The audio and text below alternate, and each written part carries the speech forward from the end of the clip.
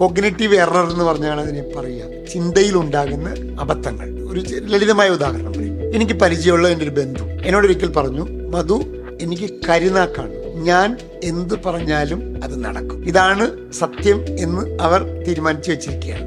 ഇങ്ങനെ പലതും നമ്മൾ കേട്ടിട്ടുണ്ടാവല്ലേ. അപ്പൊ ഞാൻ അവരോട് ചോദിച്ചു, ഇതെല്ലാം ഒരു പേപ്പറിൽ എഴുതി വെക്കുക, ഇതിൽ എത്ര കാര്യങ്ങൾ നടന്നിട്ടുണ്ട്, എത്ര കാര്യങ്ങൾ നടന്നിട്ടില്ല എന്ന് ടിക്ക് ചെയ്യൂ, നിങ്ങൾ പറഞ്ഞത് ശരിയാണോ തെറ്റാണോ എന്ന് മനസ്സിലായിക്കോളൂ എന്ന് ഞാൻ പറഞ്ഞു. സത്യത്തിൽ അവർ 20 കാര്യം പറഞ്ഞിട്ടുണ്ടെങ്കിൽ 2 കാര്യമായിരിക്കും നടന്നിട്ടുണ്ടാവുക.